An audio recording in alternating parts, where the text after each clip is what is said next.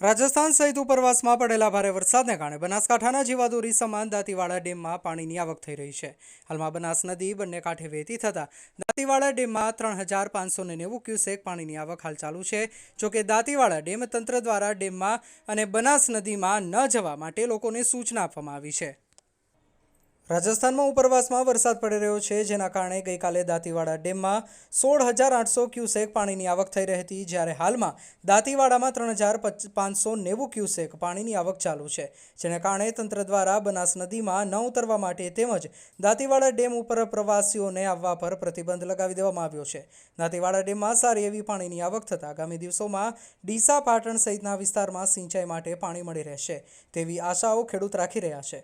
દાંતીવાડા ડેમની હાલમાં 580 ફૂટ જેટલી સપાટી પહોંચી ગઈ છે।